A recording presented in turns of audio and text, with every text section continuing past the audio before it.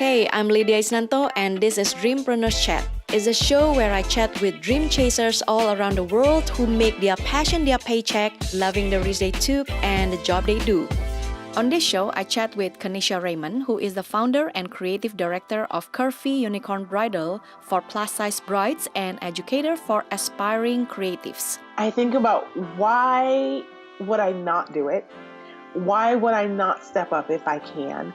Why is it so hard to build something so great for someone else? For Keneshia, a business is simply an idea to make other people's lives better, and a satisfied customer is the best business strategy after all.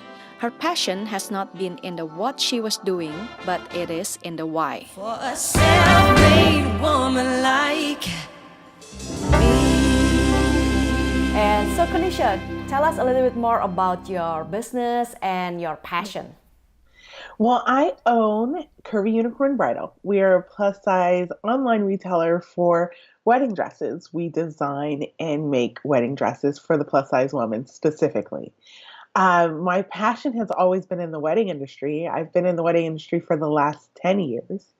And through the last 10 years, I've been a planner, a designer. Right now, I full-time educate and market wedding businesses, as well as the dress line.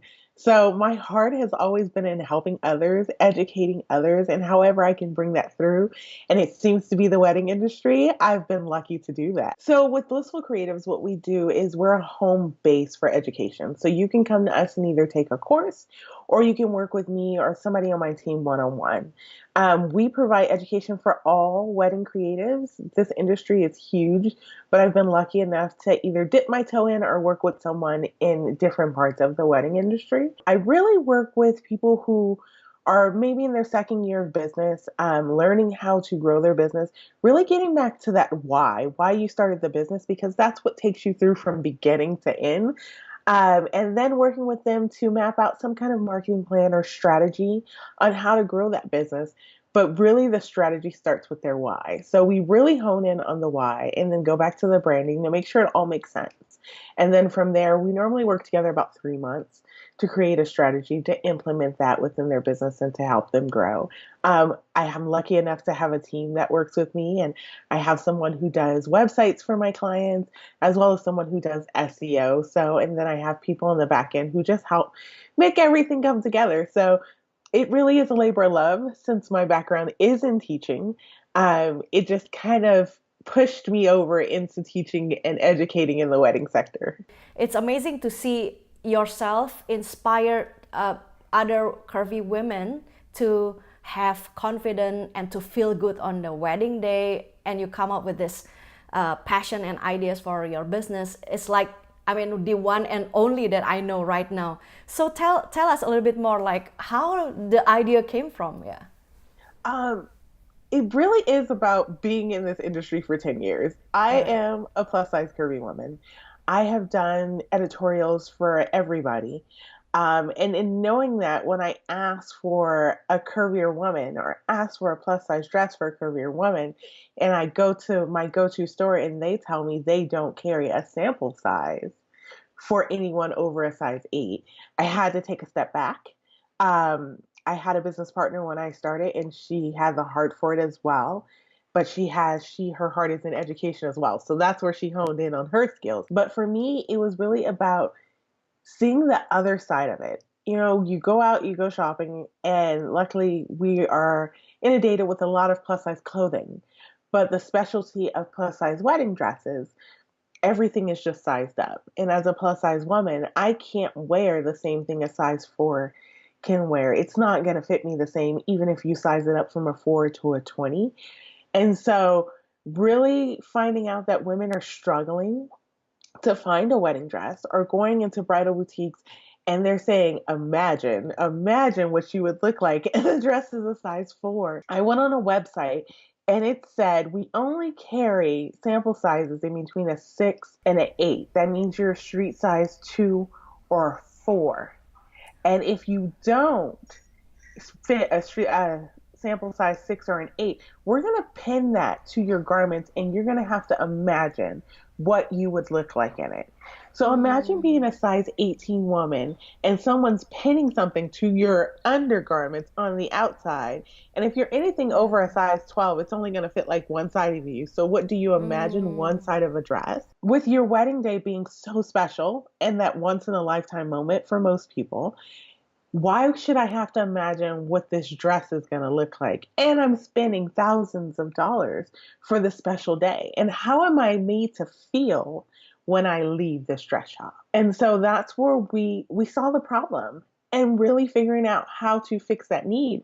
And so not only do we only carry plus size wedding dresses, we start at a size 14, and we go up to a size 32, and anything over that can be custom made.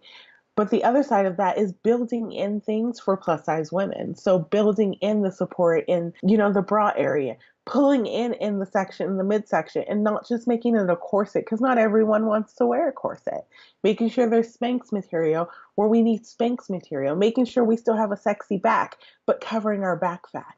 So really honing in on the things that plus size women in my opinion or with my research that I've seen where we have problems because I am a plus size woman as well, making sure that we're still feeling sexy and feeling beautiful, but making a beautiful wedding dress that a size 2 could wear, but we're putting it on a plus size woman. So making it mainstream because 67% of American women are plus size. So why are we having such a hard time finding a wedding dress? True, that's really true. And how did you come up with the like design ideas? Like you yourself, I'm sure you're not from the fashion education, but that is like wow, like like how you do come up with the creative imaginations about what are you gonna design and all that? Yeah.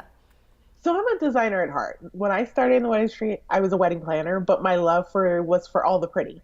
So I switched out of wedding planning to wedding design and really focus. And still now I educate on wedding design. I may take a client for wedding design. But that for me was my heart behind what I was doing was wedding design.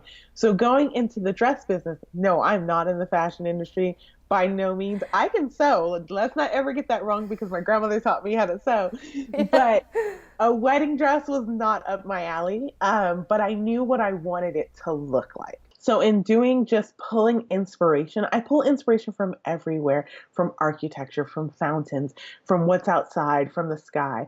And I pull all that inspiration together and I cannot sketch, FYI. I pull all that information together and I kind of roughly sketch out stick people and the way I want the dress to sway. And then I work with an illustrator who helps me pull together each and every sketch before I send it to my manufacturer to make sure everything's right. But it was a learning curve. It really is a whole different ballgame, being in fashion compared to being in anything else that I've been in. But really learning fabrics, learning what works. You buy clothes off a rack, that's one thing, but the fabrics that you're using for wedding dresses are totally different. So working with my manufacturer and they help me, they send me all kinds of material and I'm able to play with it and see what works for me and what I like and what stretches and what pulls in. And so it's been a learning curve and I'm still learning. I learn every season and every day about new stuff. I know I sent my manufacturer a picture the other day. I was like, "What material is this? Because I want to use it next." So besides tool, everybody knows tool, but what's the other stuff? So it's a learning curve, and it's really reaching out to people for help. So the manufacturer that you connect with also local. I mean the place where you can go and see the feel different kind of fabrics and choose. No, Oh no? my manufacturer is in China. Uh, Yeah, that's what I heard. Like a lot of people really have a overseas manufacturer. So my manufacturer is in China. I am working on learning the language. One, because yeah. there's a language barrier there for us. But we work well together. And for me, it's like really about being immersed in what's going on. So that means me learning the language. So when I go, I can better communicate with the whole team because I have a team. And so they send stuff to me. They will overnight it. I'll get it in about 3 to 4 days. But they send me a packet of fabrics and I go through the lace and I go through the silk and I go through the crepe and I go through the tulle and I just pin them up. And what I do is I'm a visionary person. So I pin them up on my wall everywhere. And then from there, I am able to really look at it for a couple days to see if I love it. And then once I know that I love it, then I'm able to move on from there. What is the what is the challenge, like the challenge where you're like, oh my God, will I be able to go through this, the kind of challenge? When I started my business, I knew it was going to be an experience. I did not feel what I felt over this time period of launching this dress line. I have felt I'm not an emotional person, but this has been an emotional journey. And that's just being honest. There's been times where I've wanted to walk away and quit. There's been times where I am so hard on myself that I have to wake up the next day and apologize to myself. It's not something that happens overnight. Everybody tells you, oh, build it and they'll come. No, that doesn't happen. That's from the field of dreams. In real life, that doesn't happen. But what I do know is that I'm helping someone else. And if that means it has to be hard for me, that's okay, because I'm trying to make it not hard for them. And so not knowing how to design, not knowing anything about manufacturing, not knowing anything about how a wedding dress is constructed besides how pretty it is in a picture, learning that and really changing my mindset was huge. And then really figuring out what works for my business and not what's working for everyone else's business. I've launched wedding dress companies. I've launched wedding dress lines, but what I did for them does not work for my company. I am breaking the barrier in the wedding dress industry. I am the rebel. I am the outlaw because people are not doing what I'm doing. And to know that I get backlash for that, or why are we even doing this? Why is this even a thing? Because it is a thing.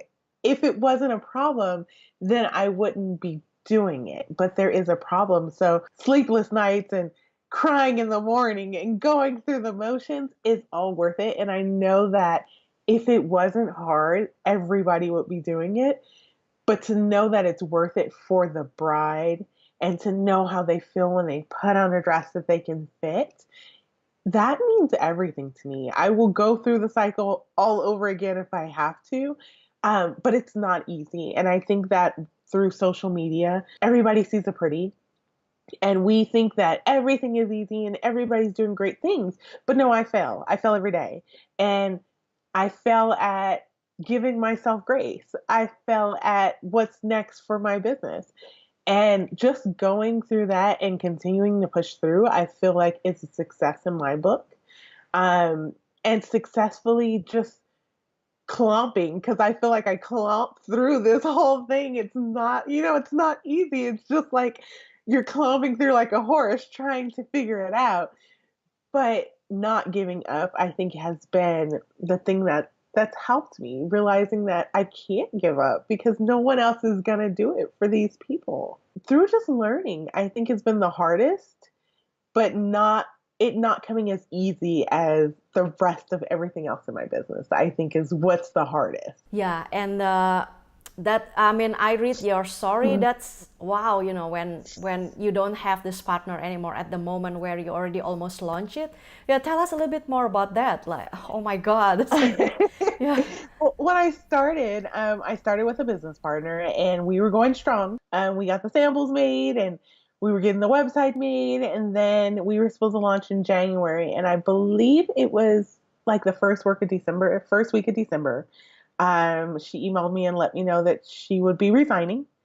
And it was a blow to my system. It was, we're supposed to launch January 1st. It was, we don't even have our branding done yet. Our website is half done. We haven't marketed. We don't even have pop-up shops. And I have these dresses sitting in my closet. I took a step back and I stressed myself out. Ended up in the hospital the day after Christmas. Yeah. For like 5 days. I got out on New Year's Eve. because my asthma, between the stress and everything else, my asthma had ramped up so bad. They couldn't even send me home. They were like, no, you're going to stay. Um, and I still launched this company on January 17th. I came home on New Year's Eve. New Year's Day, I slept all day, and the day after that. And after that, I literally worked from my bed to get this company launched because I felt like, one, you walked away from something that we promised people because we've been telling them it's coming, so we're not going to disappoint the people. But two, I would not quit or fail at this if I tried. And so that was it. It has to be launched, whether it's perfect or not perfect. It has to be done because we've already promised people things are coming. And now I have to figure out how to do this by myself, and I'm not sure I can. And I think every day I have to question myself, can I do this? Um, Last week I had a moment where I said, I'm done. I'm walking away. And I was like, you know what? There's going to be hard times. There's going to be things that I can't do. And I went to my family and I had a breakdown moment, but I got it back together. And I always tell my sisters and my mom, you have 2 minutes to cry and you better get it together. And they turn that back around on me and say, you have 2 minutes to cry and you need to get it together. And that's what I did. Um, and losing my business partner was really hard because not only are they doing the opposite of what you're doing, but they're your go-to people. You know, that's the person you bounce ideas off. That's the person that's going through the same stress and going through the trenches with you. And when you're doing that as a solopreneur, it's lonely. It's lonely and it's hard.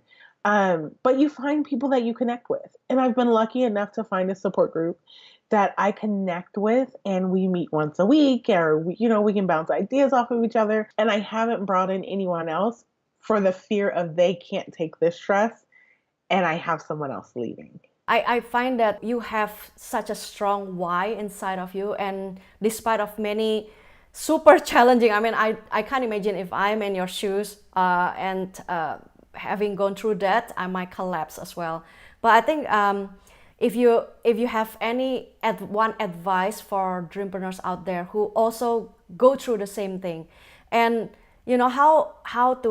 how they can find this strongest why that keep them bounce back, like what you have right now. Like, yeah, I mean, you just keep bouncing back from any I mean, your challenge is so different. I mean, it's not like all the time the same, but last year is A, and then B, and then C, and D, and what a lot of different kind of challenge, but you keep bouncing back, and you have this really a wonderful strong why. So if any advice can you give our dreamers out there to, like they want this strong why to keep them bouncing back as well? I think first I have to say I have a strong team. I don't have a co-founder, but I have a young lady who works with me. She does the website and all of that. I also have a photographer that I work with, and they are my core where I can go to them and say, okay, this is going on. And they're able to just hear me out and make sure it makes sense or tell me no. And they're very honest. Nope, throw it away, start again. It doesn't make sense. Um, I think my why, and I think you really have to figure that out in the beginning. And that's where people go wrong. They steer away from your why. What is my why? My why is why not? My why is why aren't other people doing it? My why is why do I have to do it? My why is there an issue with plus size women being mainstream? Why are we having a problem finding dresses for plus size women? And so when I think about all of the things why, I think about why would I not do it? Why would I not step up if I can? Why is it so hard to build something so great for someone else? And really, why are we on this mission together? Because if there wasn't a reason for it, we would not have the conversation and we wouldn't be doing it.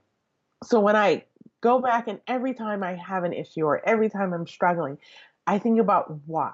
Why am I doing this? And the answer to that is for women to have the most beautiful day of their life and to feel fabulous in what they are wearing without having to go through all that they have to go through right now to get a dress. And then I think about what are my options? there is no option to fail. And the only way you can fail is if you stop trying. So over the years, yes, I could have walked away from anything, but that makes me a failure. And as long as you're not stopping and you're continuing to go forward, whether it takes you 5 years or 25 years, you don't stop the process and you continue to forge forward. And every time you have an issue or you doubt yourself, you have to go back to the why and what makes you happy. And what makes me happy is knowing that a woman can go into a dress shop and find a dress, or going online and they're ordering my dress and we go through the process and they get the dress and it fits beautifully, or they meet me at a pop-up shop and hearing their story. Because I saw something recently that said being fat is lazy. Not everyone is plus size because of, they overate. There's medical issues. They're happy. Yeah. They're healthy. Most plus size women are extremely healthy. And so people make judgment instead of understanding their why. And it doesn't matter if they're a size 2 or 32. It's their wedding day. And we should not have to make a decision based on something we see on a rack or we pin to our clothes. So when I'm thinking about that, and for other people that are going through similar things in their business, go back to why. Why did you start this business?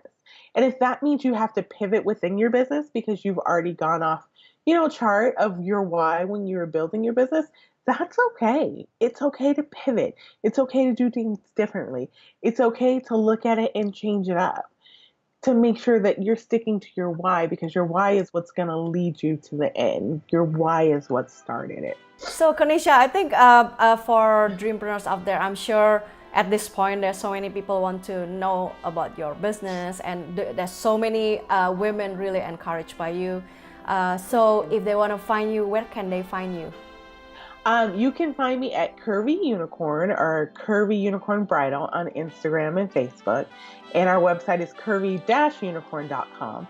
And then for education, it's blissfulcreativesedu.com. But I'm on Instagram and Facebook under Blissful Creatives.